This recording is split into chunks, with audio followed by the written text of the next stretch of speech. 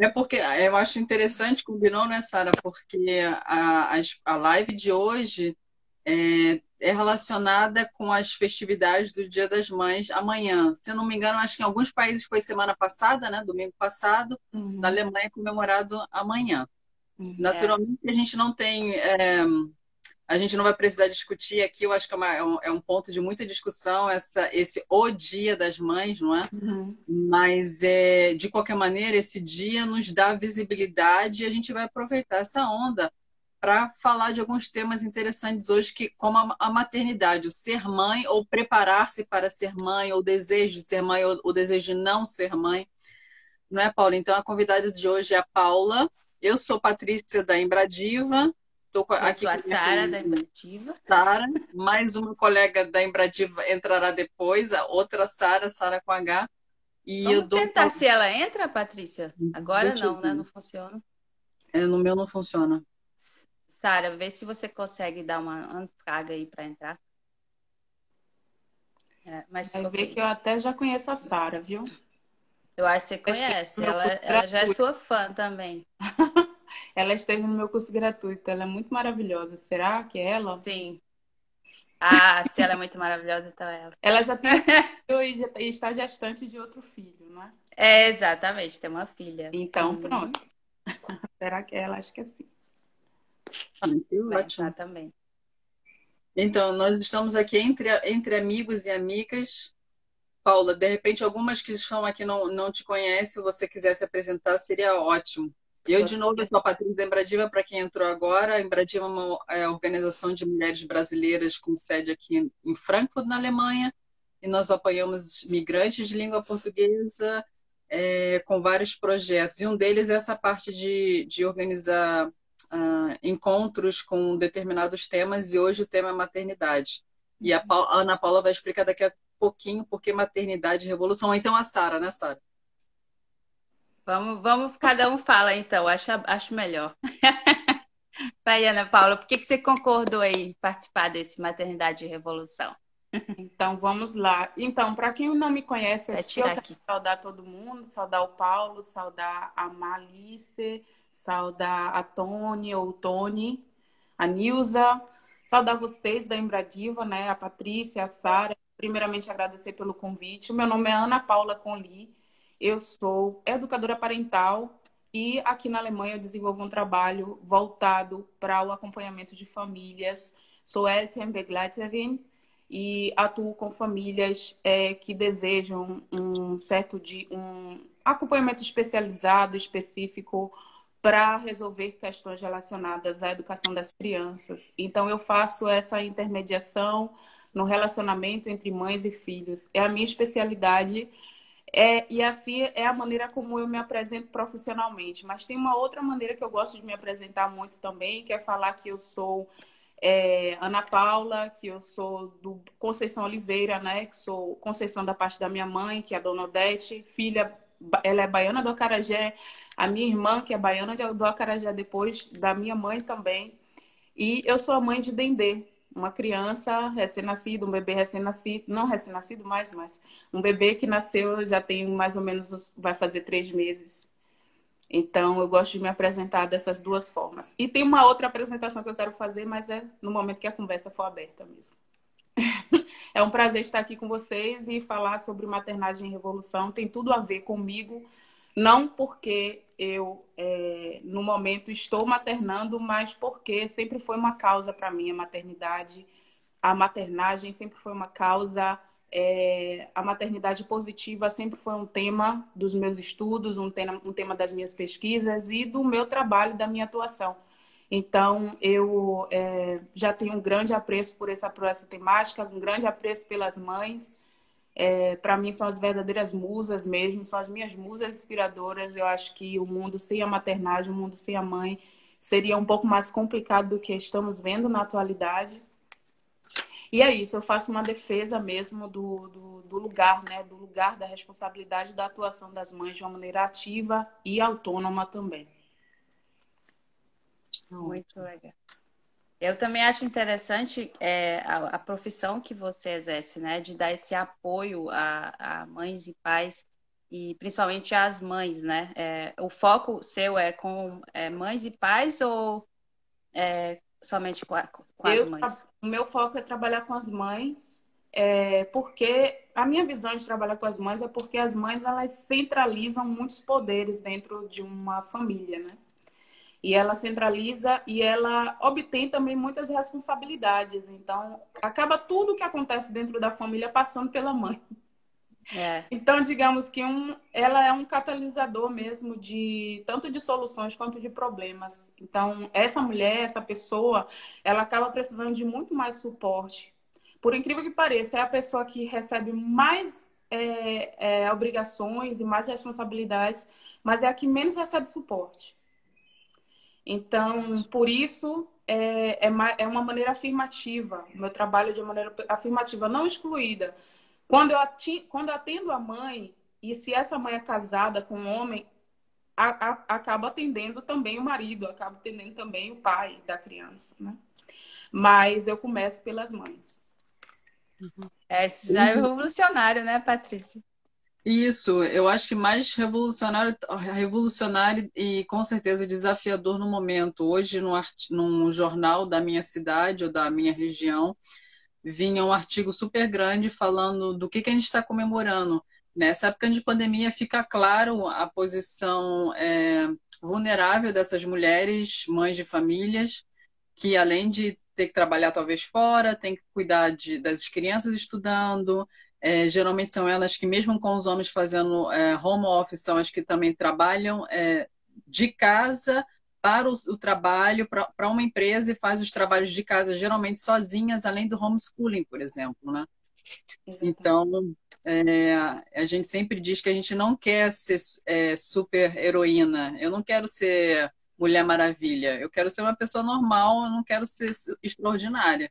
E sempre fala dessa carga mental também, que eu sempre leio sobre a carga mental da mulher, de não só ter que, às vezes até divide as tarefas com o parceiro ou com a parceira, mas fica com toda essa carga mental de pensar no que tem que fazer, e que isso consome muita energia, né? E aí depois eu vou sair daqui a pouco para a Sara entrar e poder falar. Eu quero saber como lidar com essa carga mental, né? Eu acho que já é um exemplo que a gente pode, na criação, passar para as filhas e filhos, para elas não se sobrecarregarem, nem uma filha ser criada de forma a se sentir somente responsável por tudo isso, e nem o menino, se for o menino, ser criado para não se preocupar com nada que tenha a ver com o âmbito doméstico, né? Então, assim, eu penso que isso já também é revolucionário quando a gente dá iguais direitos e deveres para as crianças na criação delas dentro de casa, né? E eu acho que isso já é bastante revolucionário. A minha pergunta, e também que eu pensei, é sobre a maternagem. Por que usar a palavra maternagem e não maternidade? E aí, depois eu falo mais uma coisa e aí vem a Sara. Maternagem na maternidade, porque maternar é uma prática.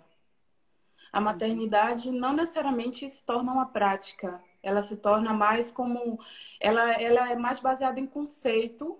É um conceito mais amplo, que vai trazer muitos outros elementos, além do efeito relacionamento né, da mãe com os filhos. E a maternagem ela tem uma relação mais direta. Ela diz respeito à prática de ser mãe, porque ela traz a discussão à tona do que é ser a mãe. Que ser a mãe não é algo natural, não é algo que brota, que começa, que de repente, ops, sou mãe, ou não é algo que nasce com você, que está intrínseco a você. E esse termo maternidade, durante muito tempo na história, foi constituído para dizer como essa mulher ela pode se tornar uma incubadora de filhos e traz essa naturalização do processo de maternar, que não é natural. Que ele é aprendido, ele é construído. Então, maternagem, ela traz essa dimensão de você entender que você, quanto figura que possui um útero, até porque o conceito de mulher também já está sendo desconstruído. Sim. Né? Está sendo, né? As mulheres trans estão aí para mostrar que a gente está precisando de fazer outros tipos de discussões. Então, desnaturaliza, a maternagem desnaturaliza o processo de maternar, de gerar, de criar, de educar. E também tira esse peso da responsabilidade da criação dos filhos só da figura que o gerou. Que não necessariamente quem gerou vai ser a mãe. Entende? Eu acho que isso, de repente, responde à pergunta do Paulo Henrique, que ele pergunta se a maternagem se liga... Bom, eu entendo que só o gênero feminino. Não está relacionada. A pergunta é ótima do Paulo. A maternagem não está só relacionada à figura do feminino, mas traz a figura do feminino como central no processo, mas central para trazer a discussão dentro de casa. Não é aquele papel né, aquela figura da mãe que ela é incondicional, que ela não tem sentimentos, que ela vive só para os filhos, que ela não tem as próprias emoções. Na maternagem isso não acontece. E essa mãe que opta pela maternagem, ela opta pela maternagem. Não é que ela é mãe automaticamente porque ela pariu. Ela opta pela maternagem, ela coloca regras dentro da casa. E ela passa adiante essa informação de como é que as coisas devem ser organizadas. Ela discute junto com a família, ela constrói esse processo de maternar. Não é algo que vai ser de cima para baixo, mas ela procura trazer uma horizontalidade dentro do processo.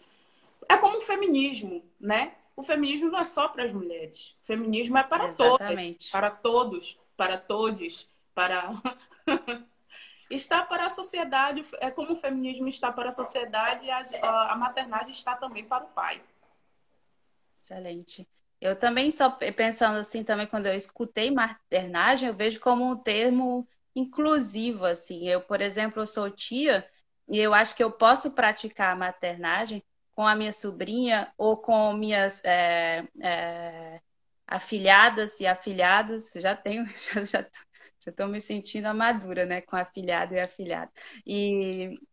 Essa é uma forma de praticar essa maternagem revolucionária no sentido de que, por exemplo, para mim é claro que eu não, para minhas afilhadas ou para minha sobrinha, o meu afilhado, eu vou tentar mostrar conversar e principalmente atentar à língua, né? Eu uso também claramente com as crianças, sempre de convívio, eu sempre falo as médicas e os médicos, sempre procuro usar de forma natural, assim, o feminino e o masculino, eu sei que ainda as crianças muito pequenas ainda são novas para entender médicos, mas principalmente já a pluralidade aí de gênero, né, masculino e feminino, quanto às profissões, ou no dia a dia, que a Patrícia também já falou sobre isso na outra live com você, de a gente também sempre falar a coisa, a mamãe e o papai resolvem, ou não sei, ou o papai, dependendo da situação, e não sempre atrelar o cuidar à mulher. E eu acho que isso é libertador para os meninos e para as meninas, porque não vê isso como obrigação, né? Então, E acaba não colocando também as crianças em uma posição de entregar papéis determinados para determinadas pessoas que estão ali atendendo elas, né? Então, eles e elas vão começar a ver os responsáveis por eles e por elas de uma maneira mais igualitária, paritária, assim, né? exatamente. Patrícia, eu vou me despedir agora para você chamar a outra Sara nossa para conversar aqui com vocês. Foi um prazer estar com essas mães revolucionárias. Até breve. No background. Isso, eu fico atrás, olhando. Tá bom.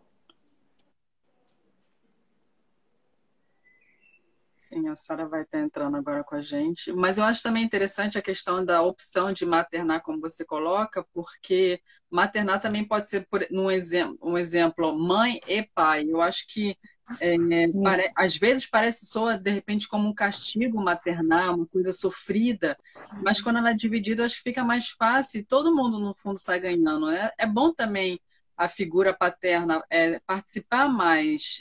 Eu acho que isso não é um sacrifício, isso é um convite a ter outras experiências que também são maravilhosas, não? Oi, Sara. Oi, gente, tudo bem? Oi, Vocês estão me ouvindo bem? sim, estou te ouvindo. Prazer. Prazer, que ótimo te ver aqui. Ai, Eu tô a muito feliz vida, também. a vida promove os encontros, né? A Sara Com estava no meu certeza. curso gratuito, a gente foi conversando, a gente está desenvolvendo aí, a gente vai fazer uma mentoria junto com ela, né, e tudo mais. Eu fiquei muito feliz, que ótimo te conhecer assim, na live. Sim, também. Então, eu queria só pontuar assim que com relação com o que você está falando, Patrícia, porque é uma luta minha. Eu faço esse trabalho há muitos anos já no offline, né? Eu trabalho no offline com mães há muitos anos e com mulheres. Quando eu trabalhava com mães, eu sempre trabalhei com mulheres. Isso não tem nada a ver com a exclusão dos homens, tem a ver com o fato de que eu acredito, né, que a revolução ela é matriarcal, ela perpassa pelas mulheres. Então eu atuo nesse campo por isso. E para mim é muito importante trazer esse trabalho para o digital e estar fazendo esse bate-papo com vocês aqui hoje, porque quando eu falo que o processo de maternar ele não é algo intrínseco à mulher, e não é algo obrigatório, porque a mulher pode ter o filho, ela pode gerar o filho, mas ela pode escolher não ter, não ser a mãe desse filho. Isso também, eu lembro que há muito tempo atrás, quando eu comecei aqui na internet, eu não fazia nada focando em algo, né? Eu falava sobre coisas do meu sentimento.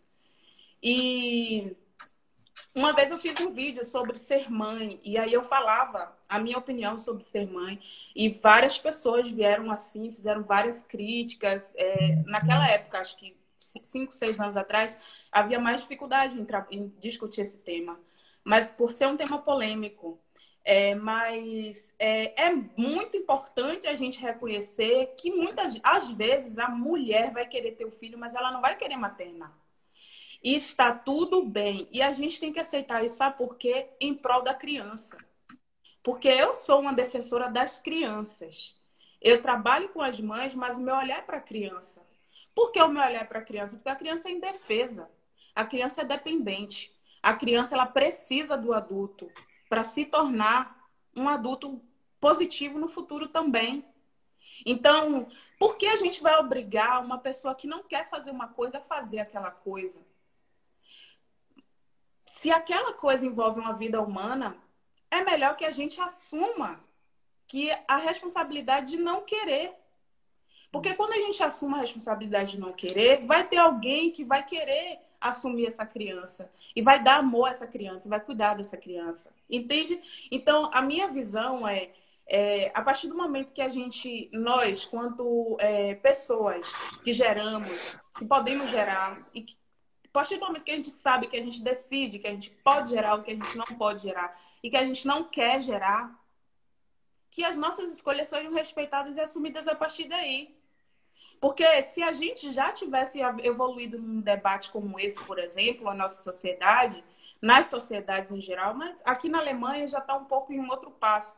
Mas se a gente pensar em Brasil, a gente não estaria tentando até hoje tutelar o corpo das mulheres de uma forma tão violenta, obrigando com que as mulheres parissem um filho que elas não querem ter, não é o desejo delas terem esse filho. E aí você obriga, ou então em casos mesmo de violência doméstica e tudo mais, que as mulheres e meninas são obrigadas a gerar esse filho sem que elas queiram. Então, sem querer entrar numa discussão só sobre o papo do aborto, mas aqui existem vários outros temas que são interligados com a maternagem. E se a gente for observar, o mundo começa pela maternagem. Não existe um mundo sem o maternar. Não existe. E a qualidade da maternagem vai dizer que qualidade de mundo a gente está criando. Entendem? Se a gente não atentar para isso a partir de agora, a partir de antes, várias outras mulheres já devem ter começado a falar sobre isso. Eu não encontro na literatura muitas mulheres falando sobre esse tema, infelizmente, mas a gente tem vozes que são reverberadas. Hoje, por exemplo, eu me lembro muito da Marielle Franco. Quer dizer, por que a gente vai maternar só para dizer que foi difícil, eu passei por tantas dificuldades e não? Para mim é super tranquilo. Quando eu escuto da minha mãe, quando ela olha pra gente em um determinado momento, eu sou adolescente, né? Tava em casa ainda, na casa da minha mãe, ela olha pra gente, pra quantidade de filhos que ela teve, e ela fala assim, gente, se eu tivesse pensado, eu não tinha tido um. Se eu tivesse pensado, eu tinha tido um. Porque minha mãe, esse mundo é muito difícil. É muita violência, é muito isso, muito aquilo. Olha, ela não teve, a minha mãe é de outra geração, gente, 75 anos. Ela não teve a chance de decidir maternar. Ela simplesmente começou a maternar e foi. Porque o mundo diz que é natural. O mundo diz que é isso mesmo, que a mulher está gestante, está grávida, aí aceita. Aceita que você vai ter privação de sono. Aceita que seu bebê vai chorar e você não vai saber o motivo, você vai ficar desesperada. Mas é isso mesmo. Aceita que você não vai ter mais um minuto, você vai ficar 24 horas dedicada a um bebê que não vai te dar nada em troca de volta. Aceita. E não é bem assim. Não é bem chegar e aceitar. É sobre isso. Ontem nós tivemos uma reunião de sócios da Embradiva, a Sara participou e a gente falou um pouco desse tema, não é, Sara? Você queria colocar alguma Sim, coisa? sim. Eu acho muito potente a fala da Ana, da gente desbiologizar a questão da maternidade com o corpo feminino, porque eu estava até conversando com algumas amigas recentemente, assim, sobre o porquê de não dar certo essa estrutura mononuclear, patriarcal, assim, tanto para a constituição de uma família quanto para a criação de uma criança, porque não é nem questão. É muito mais agravante quando está relacionado ao corpo biológico do gênero feminino, mas principalmente a você condicionar toda a criação de um outro ser humano para uma única pessoa. É praticamente impossível, assim, porque a gente está criando um outro ser humano para a sociedade. E uma pessoa só, eu digo mais, eu acho que tipo um casal, assim, apenas, não importa essa constituição de ser homem, homem, mulher, mulher, homem, mulher, não dá conta, né? Porque o ser humano ele é muito plural. E eu fico pensando, eu fico refletindo muito sobre isso, de condicionar isso ao corpo biológico da mulher é cruel para a criança, é cruel para a mãe também, porque você não dando conta de todas essas questões, de todas essas pluralidades, você acaba sobrecarregando a mulher e aí não à toa a gente vê mulheres estressadas, mulheres sobrecarregadas e até casos mais agravantes de violência. É muito grave isso, assim. Então, eu acho muito poderosa a sua fala, Ana, por isso, assim, nesse sentido de, tipo, eu acho que a gente criar uma rede de apoio, criar espaços como esses para conseguir discutir, tirar esse tabu, né? Porque eu lembro que sempre que surge uma oportunidade que a gente se reúne para discutir sobre maternidade, que a gente joga real mesmo, de tipo assim, não tá tudo bem você ficar estressada da maneira que você tá, sobrecarregada. As pessoas começam, nossa, mas você não gosta do seu filho, você não gosta de ser mãe. E eu sempre brinco, assim, eu amo a minha filha, eu tô grávida agora de 30 semanas, eu tô super ansiosa. Essa está sendo uma gestação super diferente da Helena, porque foi uma gestação mega planejada. Ah, mas assim, eu odeio a maternidade. Odeio. E isso é uma coisa muito comum, assim, quando você tira, sabe, o elefante da sala, todas as outras mulheres que têm filhos também falam, eu odeio a maternidade, porque o problema não é criar uma outra pessoa, são todas as imposições que a maternidade nos colocam, de, tipo, privações biológicas, de sono, de alimentação, da gente abrir mão da nossa carreira. Isso que a gente está falando, assim, da Alemanha, que é uma realidade muito mais progressista em relação ao Brasil, assim. E ainda assim é muito desafiador. E ainda mais em tempos de pandemia, tudo ficou muito mais agravado, essa situação, né? Como a Patrícia colocou, assim. Por mais que, por exemplo, aqui em casa a gente é uma super parceria. Eu falo que o pai da Helena, ele cumpre o papel dele de pai, mas ainda assim estão nos detalhes, sabe? Os detalhes do tipo, cortou a unha, a criança precisa de roupa. Tipo, o menino, porque assim, o pai vai lá e faz a comida, a gente divide a tarefa doméstica, ele ajuda na criação, todo mundo, nossa, ele é um pai exemplar. Aí fala assim, qual é o número de roupa que a criança tá usando? Ela tá precisando de sapato? Qual foi a última vez que cortou a unha? Gente, são detalhezinhos, mas aí que eu até brinco, que eu falo assim, nossa, eu sei de tudo isso da minha filha. Mas, por exemplo, eu não consigo ler um livro e me lembrar do que eu li no dia seguinte. Não. Que a nossa cabeça está tão sobrecarregada das tarefas domésticas e do maternar que a gente, assim, eu falo, eu sou péssima em exatas, sou péssima em conta, minha cabeça é, assim, horrível, porque eu acho que sobrecarregou com a tarefa da maternidade mesmo. E é muito desafiador. Desculpa, Sara, é interessante a Sara colocar essa exposição do ponto de vista de mãe, porque eu, como diretora da Kita Curumim, a gente observa exatamente essas coisas. A gente sabe exatamente quando que uma mãe que trouxe a criança, quando foi o pai que trouxe a criança. Não necessariamente em relação ao gênero, mas quem a pessoa que trouxe, é a pessoa que costuma sempre trazer, que é a que cuida mais, que passa mais tempo com essa criança, ou a pessoa que no intervalo do trabalho dele trazer, entende? A diferença para a gente que lida com isso cotidianamente é clara. Entendi com a fala da Sara agora. Sim, a Helena mesmo, eu tive que ensinar o Tiago a modelar o cabelo dela. É uma coisa simples, mas assim, um homem passa shampoo, eu tive que explicar para ele que tinha que passar condicionador no cabelo, sabe? Tipo, uma coisa assim, que pra gente é muito básico, mas é porque assim, desde criança a gente tá lá, né? Já sabe brincar de cozinha, sabe trocar da roupinha da boneca. E eu sempre olho assim a seção de brinquedos masculinos, que isso é uma coisa que me assustou aqui na Alemanha, que eu achei que não tinha, mas tem sim. É bem claro assim, o corredor azul e o corredor rosa.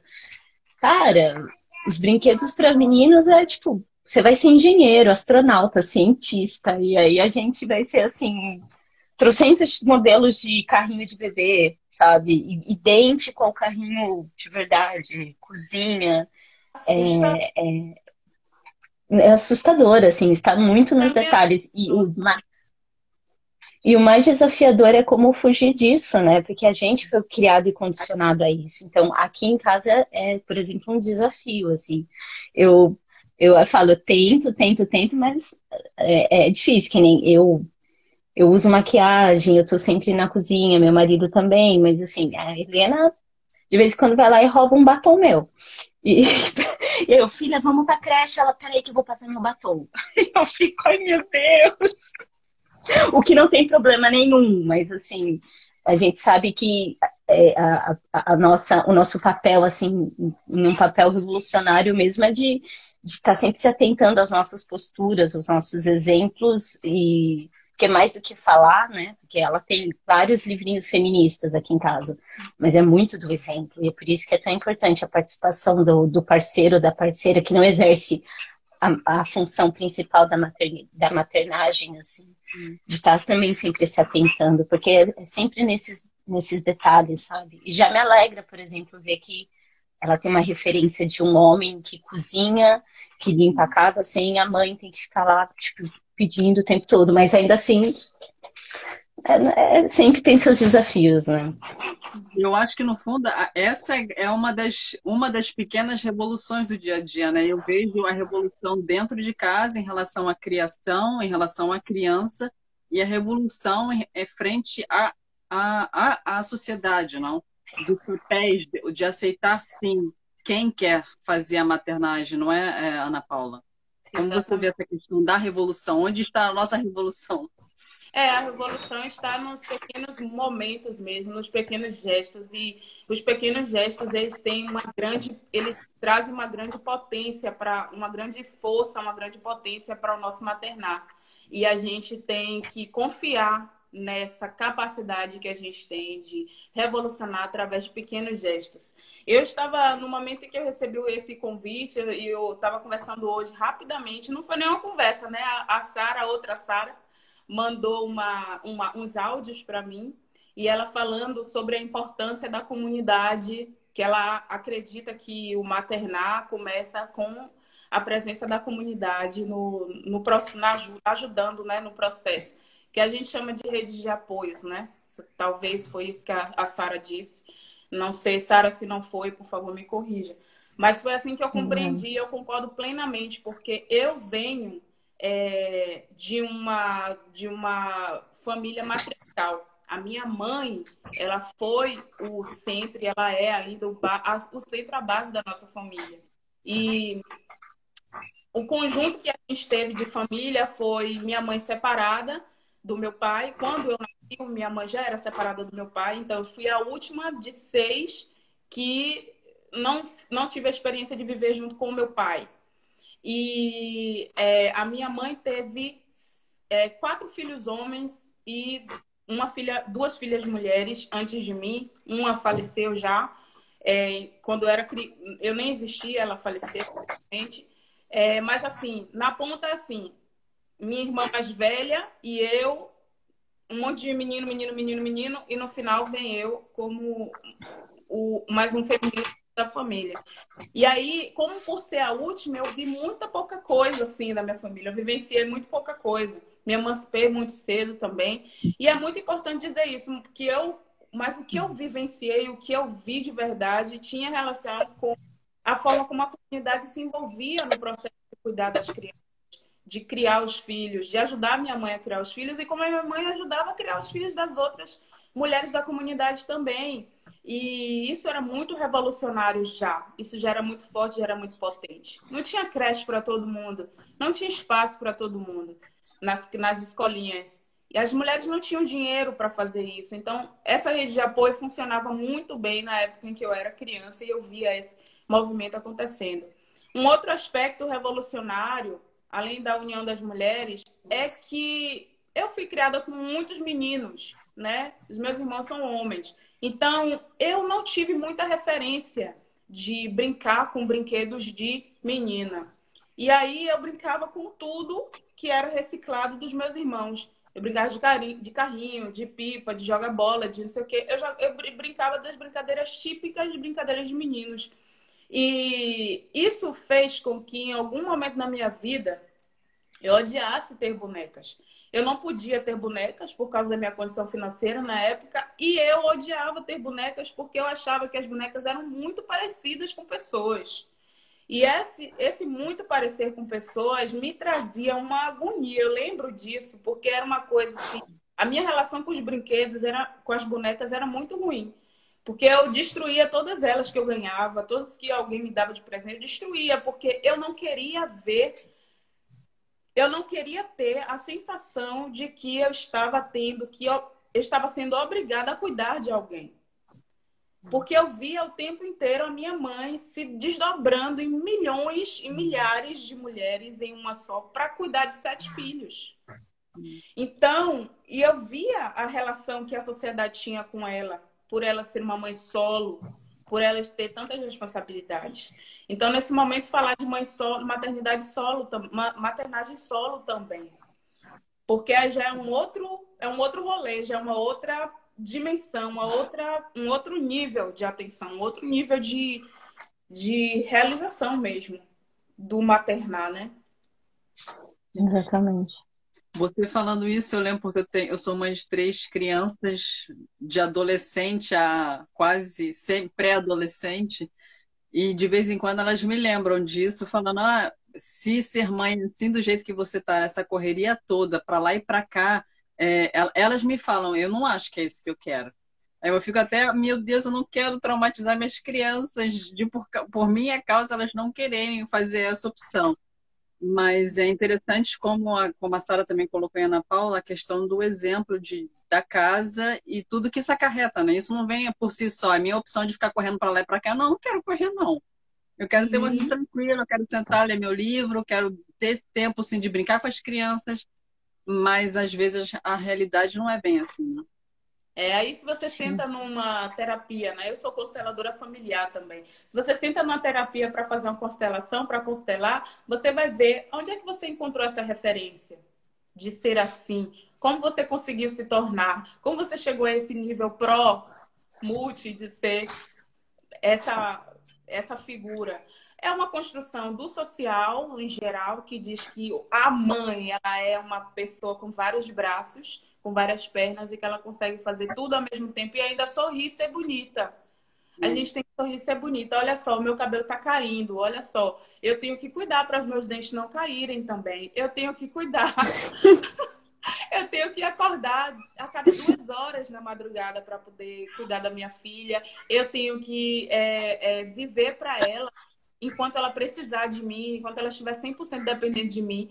Que isso vai durar em torno de 1 ano, 2 anos, né? Enquanto a criança não consegue desenvolver uma autonomia mínima, a gente não consegue também ter uma liberdade mínima para continuar vivendo. Então, eu vou ter que fazer tudo isso, ser uma excelente profissional e ainda sorrir e ser bonita. Ah, para, né? Para, porque não dá pra gente achar que tem que ser dessa maneira e a gente sorrir para isso e achar que tá tudo bem. Não tá tudo bem.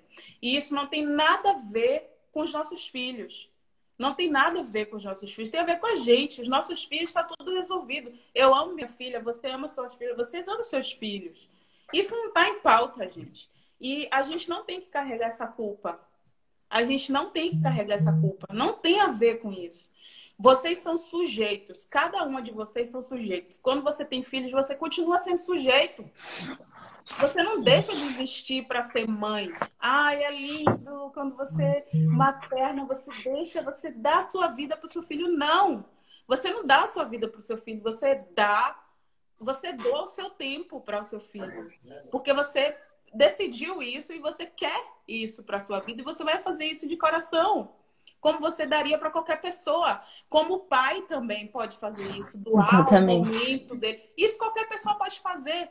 Uma discussão que eu fiz no curso gratuito que eu dei agora mesmo foi assim: quem é que é responsável? Se o bebê nascer e se não tiver essa pessoa, o bebê morre. Quem é essa pessoa? Aí as alunas disseram, a mãe. Eu falei, não.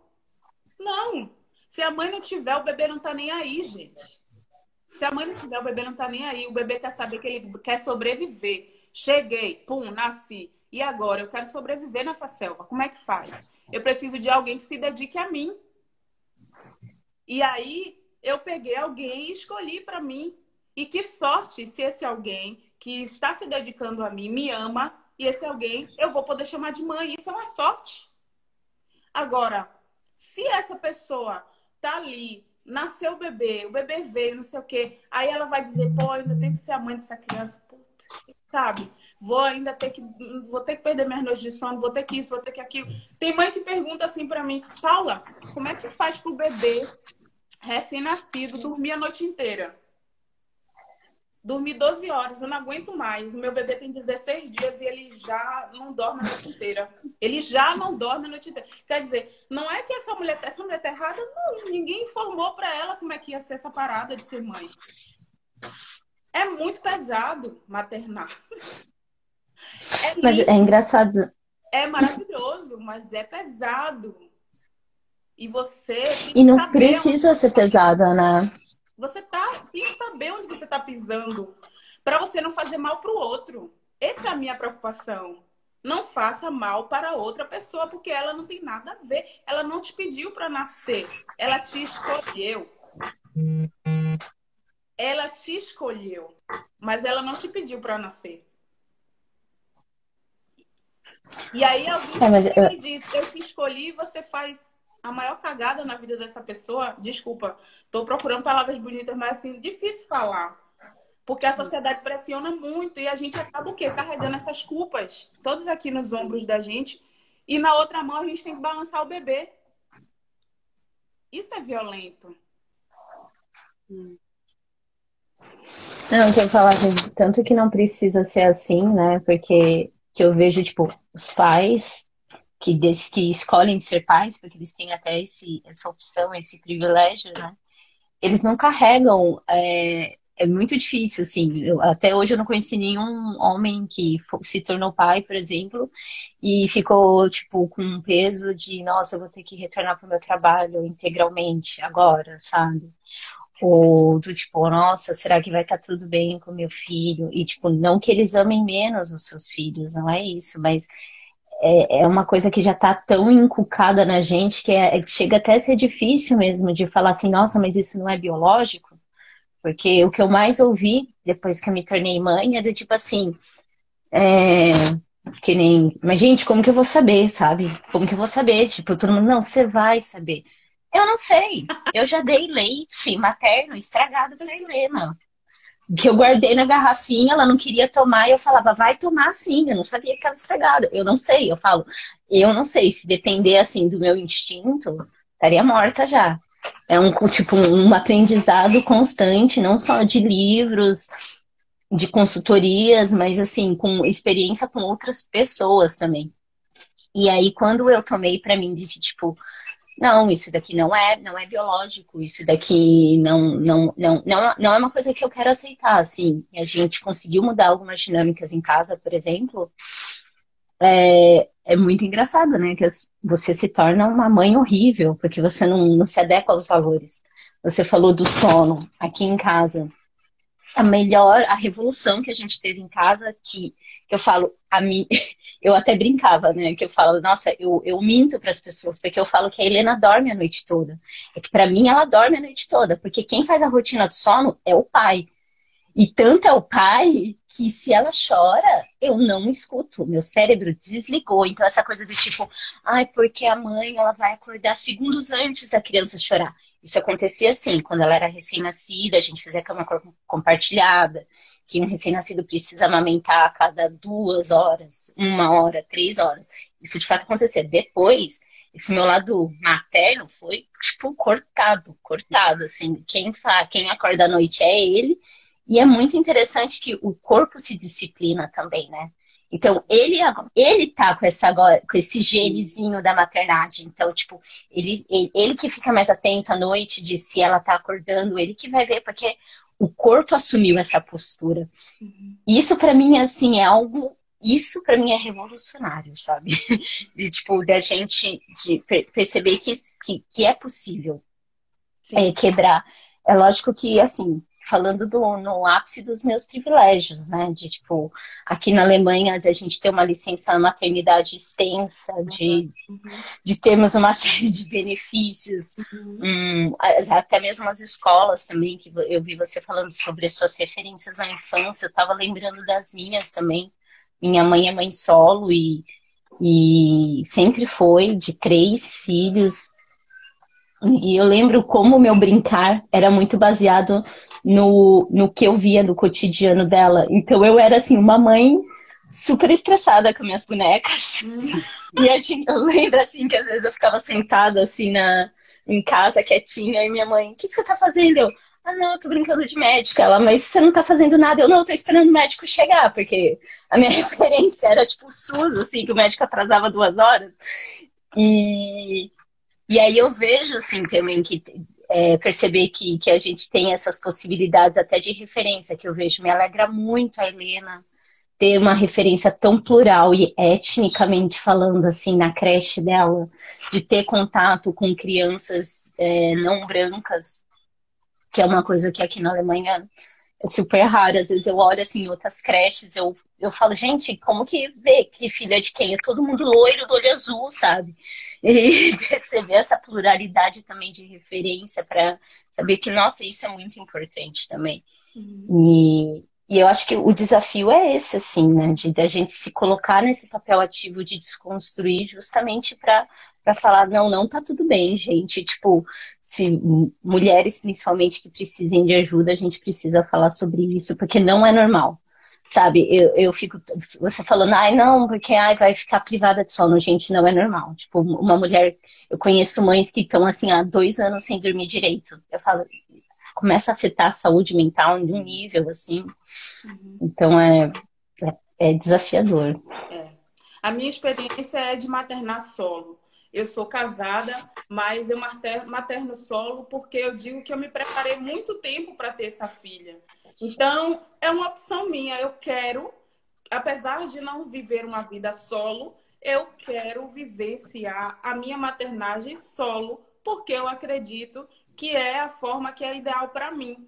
E cada mulher ela vai ter um momento, uma situação. E no meu caso é uma escolha, mas, por exemplo, na minha escolha cabe. Eu preciso fazer uma live, preciso participar de uma live, por favor, leve a sua filha para fazer alguma coisa. Eu já amamentei, faça a sua parte. Essa é o meu formato, mas eu não estou querendo aqui.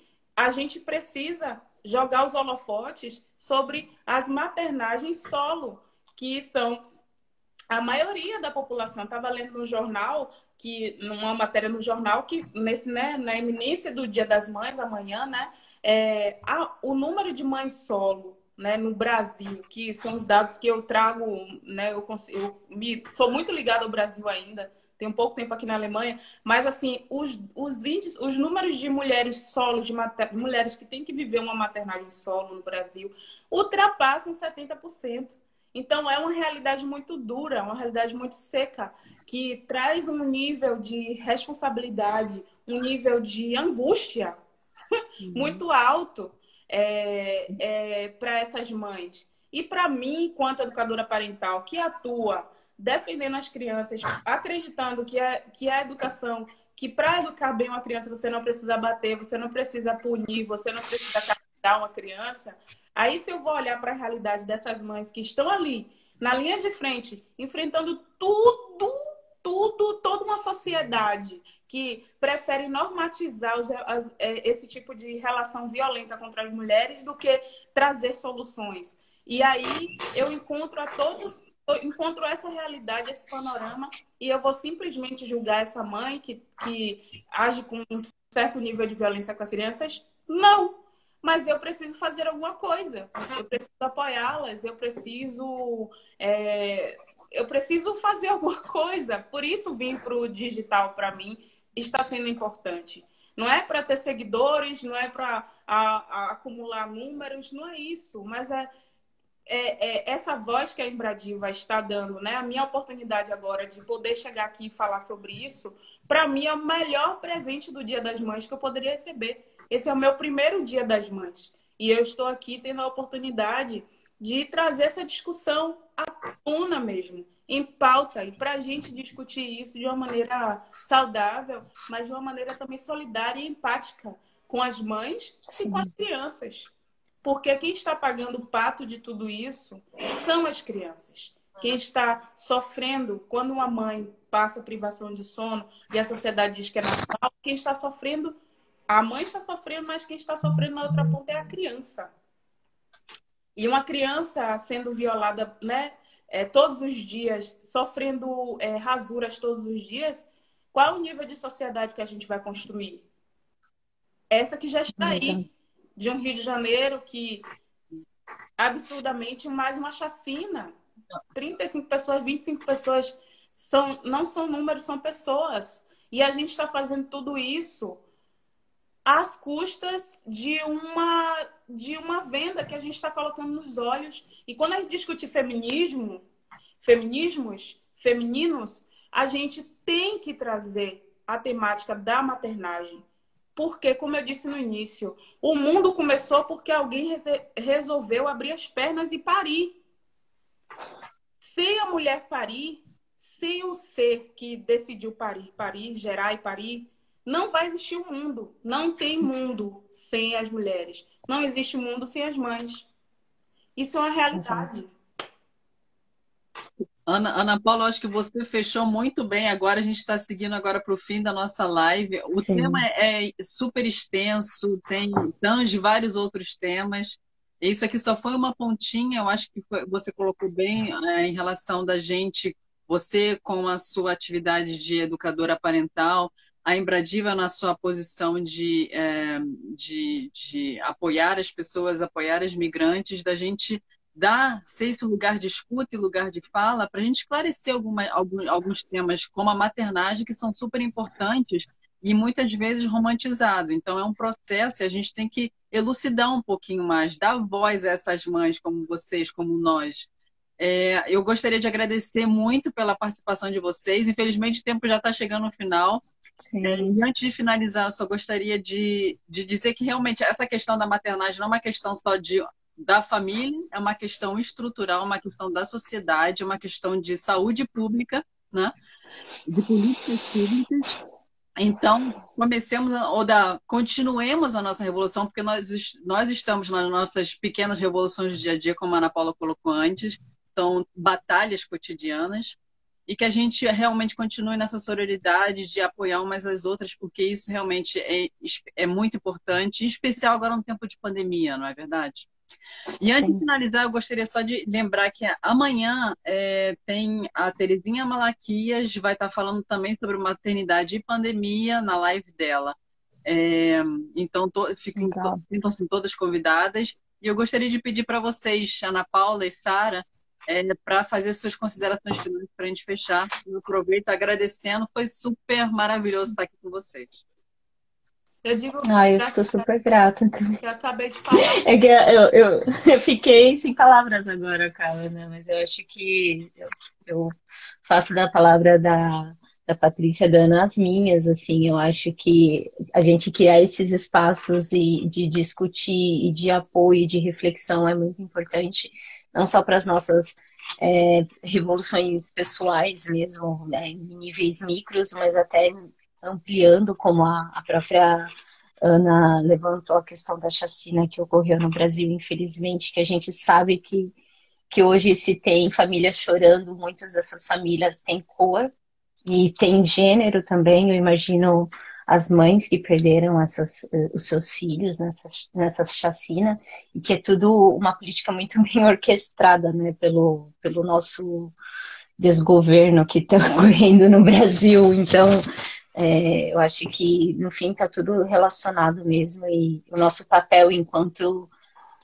pessoas que criam outros seres humanos, né? Não dá nem para falar só de mães, mas eu acho que aqui, englobando os homens também que participaram da live, é de justamente não só criar e educar seres humanos melhores para o mundo, mas também da gente se unir e abrir espaços e dar voz para essas pessoas que estão sendo invisibilizadas e sufocadas, e dizer que não é esse modelo que a gente quer para os nossos filhos, não é esse modelo que a gente quer para as próximas gerações. Então, eu acho que o desafio está dado, né? Mas eu acho que tendo esse pontapé, esses espaços, o trabalho que vocês duas fazem é maravilhoso, assim. Sou muito grata de ter contato com mulheres tão incríveis como vocês, assim. Eu acho que é o que pode... As mudanças são pequenas, mas elas são muito significativas, assim. E eu só tenho a agradecer. Obrigada, Sandra. E feliz Dia das Mães também, né? Eu quero agradecer, desejar também um bom Dia das Mães amanhã para vocês, para nós. Estou com dificuldade de me incluir, é tão recente.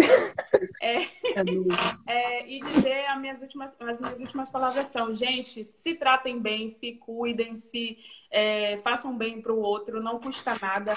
Tá todo mundo mal, a gente precisa se cuidar. Evitemos falar coisas que sejam negativas, evitemos fazer coisas que sejam negativas um para o outro. Bebam água, cuidem de vocês, durmam bem, e é isso. Vamos continuar. Os dias estão aí para serem vividos e a gente vai conseguir superar mais essa aí. Com certeza. Então, o contato nosso já está aqui. Quem tá assistindo a nossa live aqui no Instagram já sabe dos nossos contatos. Quem quiser contactar-nos diretamente. E agradeço mais uma vez por tudo. E sintam-se abraçadas. Sim. Um abraço virtual para todo mundo. Obrigada, Sara, que ficou aí no background. Ela queria participar, mas o Instagram não deixou hoje. Mas ela está participando lá atrás ativamente, apoiando aqui a live. Obrigada. A todas vocês, então, força e até a próxima. Vamos embora. Até. Obrigada.